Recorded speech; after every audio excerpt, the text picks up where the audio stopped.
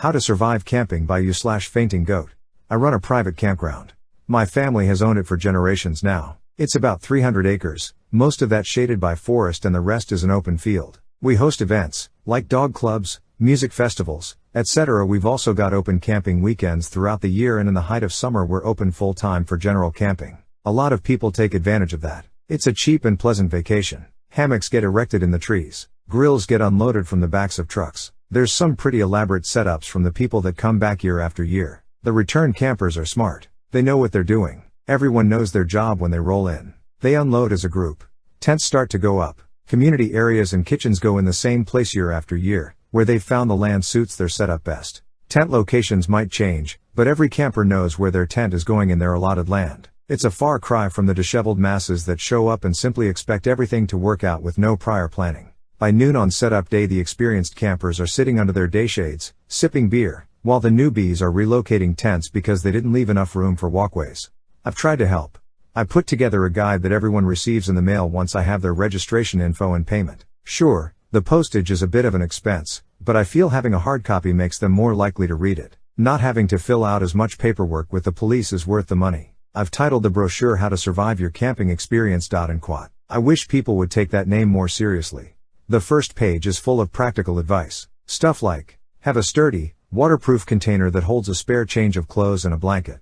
This will ensure you have something warm and dry if your tent floods. Place solar lights near your tent stakes. This will keep people from tripping over them or the ropes at night. If the ground is soft from heavy rain, reinforce tent stakes either by weighing them down or by using longer stakes. They can get pulled out of the ground by a strong wind, otherwise. When planning your camp, allocate 3 extra feet per tent. This leaves more specific to the area. This campsite has been in the family for generations, after all, and a parcel of land obtains a sort of significance when it's been passed down from heir to heir. It is an old place in the world, perhaps not an ancient place, but old enough to have attracted the attention of those things that prefer old places to make their homes. We will have to sell the campsite before it becomes an ancient place, as it will be unusable at that point, but there are still many generations to go before that happens. This is the part that the new campers don't take seriously. They think it's a prank, some little joke of the reclusive camp manager who perhaps doesn't spend much time around other people. The experienced campers try to tell them otherwise, but they don't always listen. I feel my rules aren't onerous. Here's a sampling. If you hear something trying to enter your tent at night, sit up and say in a clear, calm voice that you are not receiving visitors, but it is welcome to visit in the morning. If a stranger appears the next day asking for entrance to your camp, invite them in and give them food and drink. This will give you good luck for the rest of your stay. Fairy rings are generally benign. If there are the remains of a small animal inside the ring, however, inform camp management immediately. Don't follow the lights. I can't believe I even have to say this one. Don't follow the lights. If you see a group of people dancing in a circle around a fire, you may join them. If they welcome you in, dance with them until the music ends. Do not look at the musicians. If they do not welcome you, but instead stop and stare, back away slowly and then leave. If they follow you, you can try to run, but it is likely already too late. Pray that death comes swiftly. I confess it's a haphazard list, but there's a lot of vicious things out there and they all function in slightly different ways. I do some things as part of camp management in an effort to minimize the danger to my campers. We set out traps for the creatures stupid enough to fall into them, so that they can be dispatched by my uncle and his 2 sons. We're closed during Pentecost, on Midsummer Day, and other significant times of the year. But we can't do everything. We can't save people from themselves. Every morning I circle the camp on a 4-wheeler. My staff does the same, a couple times a day. We look for any new developments on the land, a tree that needs pulled down, for example, and campers know they can hail any of us if they need something. I leave directly after I finish my breakfast and a cup of coffee. My house is on the campsite, so it's especially easy for me to take the morning shift. There's never many people awake yet, so it was especially noticeable when I saw a man approaching me ahead, walking down the middle of the road. He looked unremarkable, they always do, but he walked slowly and deliberately, his head bowed so that it was difficult to see his face, and he carried before him in both hands a human skull. I pulled the 4-wheeler over and waited, my stomach twisting with fear. Rule number 12. If you're approached by a man offering you a drink from a cup made out of a human skull, accept. It will taste foul and you will not be able to eat without vomiting for the next 24 hours, but this is better than what he will do to you if you refuse. I have drunk from the cup before. It is how I learned of his existence and subsequently added him to the rules. He stopped me on the road and at the time, I thought he was a camper needing assistance, until he handed me the skull cup and bade me drink. I did, as I had already learned that when a being of power asks something of you, it is better to comply. It may not be enough to save you. Sometimes they invite you to partake in your own demise, but the odds of compliance are better. He lifted the cup to my lips and I drank. One swallow, another. He kept the cup there. His thin fingers brushed my hair back when it slipped past my ear, and I drank it in entirety. The water inside tasted bitter and salty with a vegetal undertone. My stomach twisted and I swallowed hard, struggling to keep it down. "Thank you for the drink," I said when I was done, trying to sound sincere. He knew I lied, for he smiled briefly in wry humor, his dark eyes flashing with cold amusement. "It was wise to not refuse," he replied. He told me what he would have done, had I not drunk, and my insides crawled with horror as he spoke, and I wanted him to stop, but to interrupt would have been a dire insult. His words were etched into my memories, and for days after I wept whenever I thought of the fate I had so narrowly avoided. I still feel cold and small when I think of the things he told me. That evening, I threw up my dinner. I threw up the crackers I ate. I even threw up water. Finally, I stopped eating and drinking altogether and waited a full day to try again. I was weak and miserable, but I survived. Now, seeing the man approaching on the road, I mentally cursed my misfortune. This was our busy time of year. I couldn't afford to be sick for a day. He stopped just before he reached me, raised a hand and beckoned for me to come closer. He didn't raise his head until I stood just across from him, and when he did, he flashed that thin, dry smile at seeing the expression of dread on my face. "Are you not thirsty?" he asked mockingly. "Not particularly, but if you wish to offer me a drink I will not be so rude as to refuse." My heart hammered in my chest. "Let him release me," I silently pleaded. He put a hand over the top of the skull, covering up the carved opening and the water inside. "Be at ease, I did not come to offer you a drink. I came to give you a warning. Some of your charges have conducted business with the children." I stood there, staring blankly at him in incomprehension. He sighed, almost imperceptibly, and even though his expression did not change, I felt the weight of his disapproval when he spoke next. "These ancient beings do not enjoy having to explain themselves. The children with no wagon," he said, speaking slowly, as if that would help me understand. "Someone bought ice from them." "Oh," I said. "Oh God." "He won't save them." The man walked past me, his shoulder brushing against mine as he did. "No one will." Rule number 18. You can buy ice from the children that approach your camp only if they have a wagon. Those are the children of other campers trying to make some extra spending money. They only upcharge by a few dollars, so consider tipping. If a group of children approach without a wagon, do not buy from them. Act like they don't exist. They will eventually leave. It wasn't until he was almost out of sight that I realized I didn't have any idea which campsite had purchased the ice, and there were a lot of people here right now. I did the dumb thing. I jumped on the four-wheeler, turned it around, and went after him. I pulled up along the side of the road, a respectful distance away, and called out to him. "Hey, what campsite was it?" He paused almost imperceptibly. "Are you thirsty after all?" he asked, and even though his words were mild, I understood it for the threat it was. "Nope, I'm good. Sorry for bothering you." I drove away before he changed his mind on granting me mercy. This was a terrible dilemma for me. I hadn't had anyone buy from the children without wagons before. Most people find their silent stares creepy, and the normal children are pretty aggressive with their ice routes anyway, so that no one needs ice by the time those other children show up. I had no idea what to expect. I had no idea how to undo what had been done.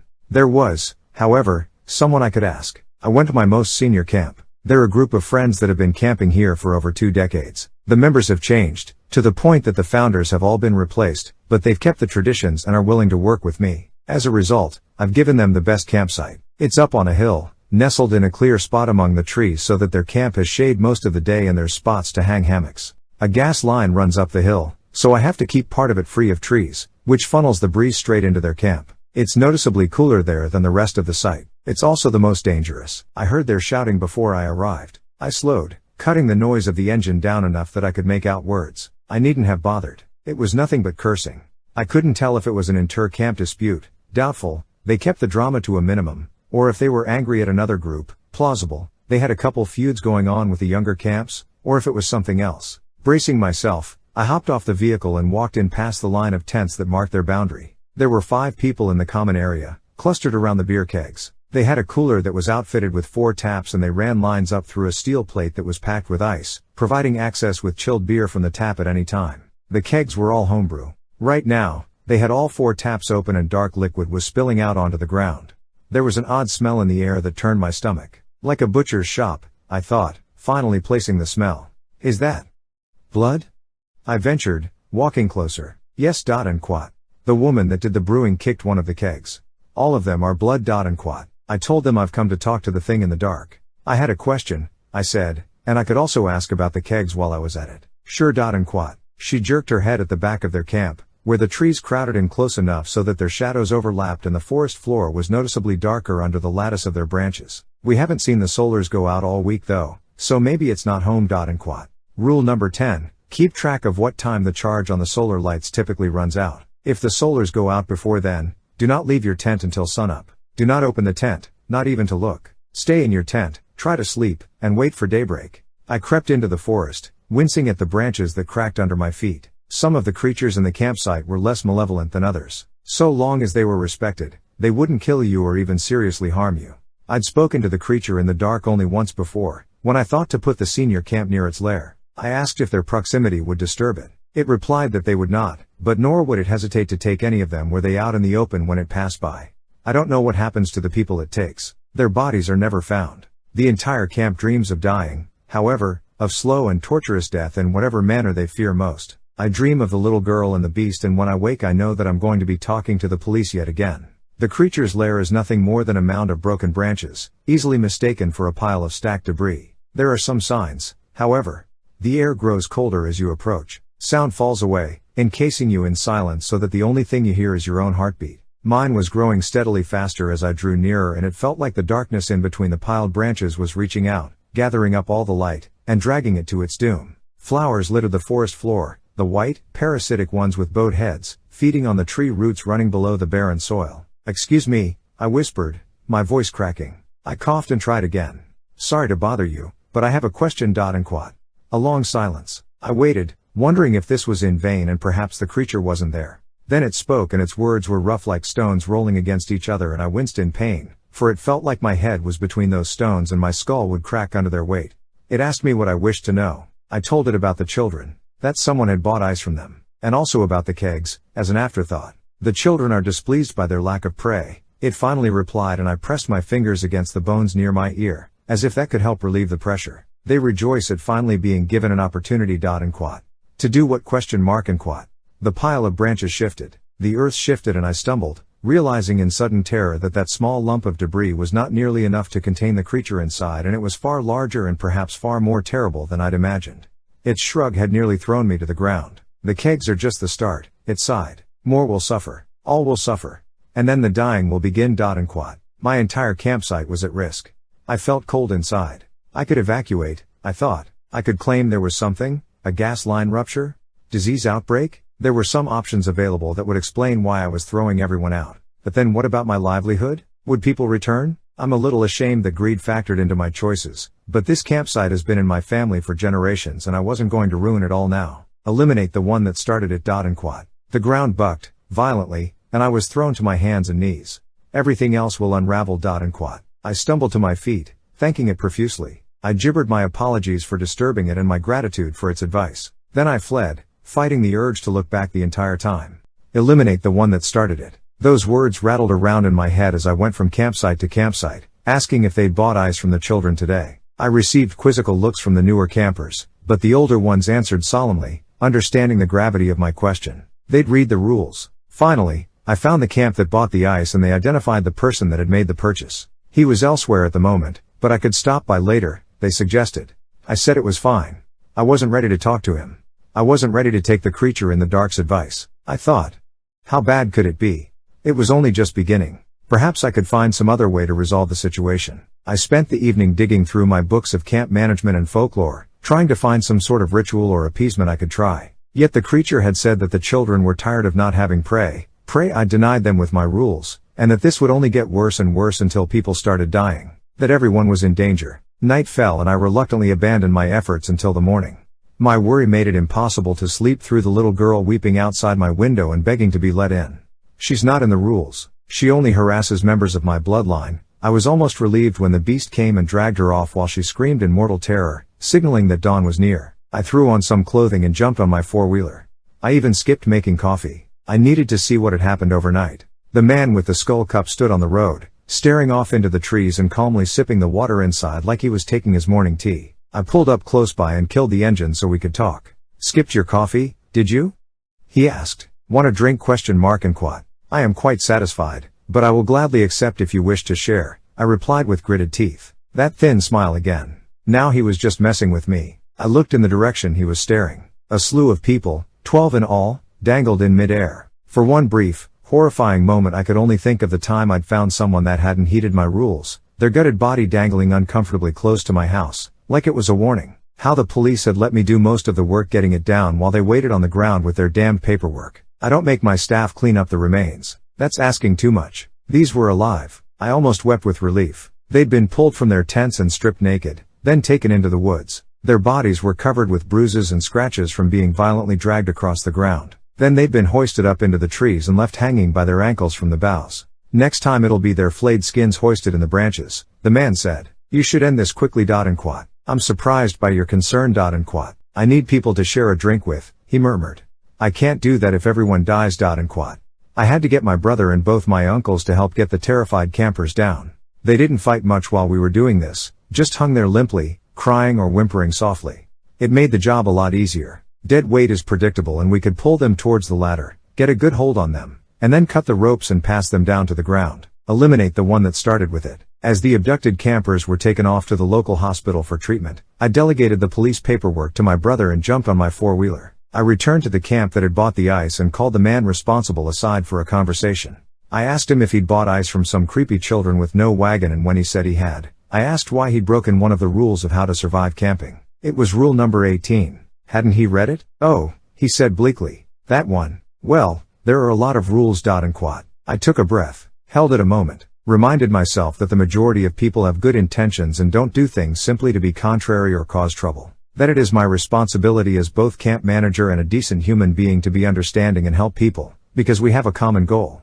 I want them to have a safe and fun camping experience so they come back, and they want to have a safe and fun camping experience so they can come back. This man didn't ignore my rules simply out of spite. It was an accident. An unfortunate accident. I asked him why he'd glossed over that rule. My tone was polite and friendly without a hint of condemnation or judgment. That's the important bit. People respond in kind. So long as I didn't accuse, he wouldn't become defensive and we could have a productive conversation. I've done a lot of reading on conflict resolution and behavioral change. He hadn't taken them seriously, he admitted. He'd certainly read them. Intently, in fact, because he thought it was a joke, but it was a clever joke and he enjoyed it.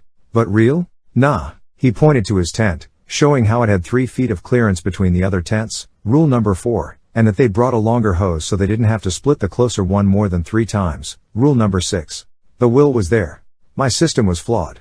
It didn't change what I had to do. I thanked him for talking to me and walked away.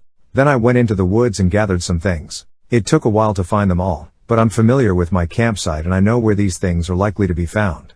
Then I returned to my house with the mushrooms in hand. They're called Destroying Angel. Amanita virosa. I crushed it and took the resulting juice, careful not to touch it with my bare hands, back to his camp. I poured it into his reusable water bottle, swirled it around to coat the sides, off as mere food poisoning. By the time his campmates took him to the ER, he was suffering from liver and kidney failure. They did their best, but I had put a generous dose in that bottle and his body simply could not keep up, not even with medical intervention. He was dead within 36 hours. The police dropped by, of course. I talked with them for a bit, we commiserated on how difficult it can be to protect people from themselves, and that was the end of it. They understand what it's like in the forest. I feel I am to blame. I know rules are ineffective, but they were easy and that's what I relied on.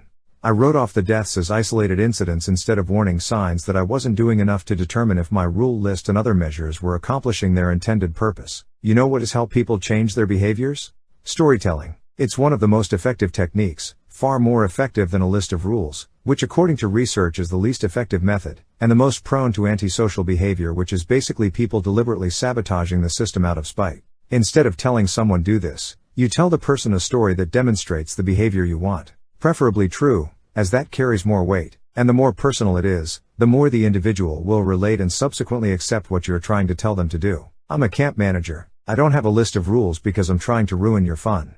I have a list because I'm trying to help you from coming back to camp and finding your tent collapsed and full of rainwater and having no dry clothes or nowhere to sleep. I'm trying to keep you from spending half a day setting up tents because you didn't plan where everything would go in advance. And I'm trying to keep you from doing small, simple things that could result in a horrific and most assuredly agonizing demise.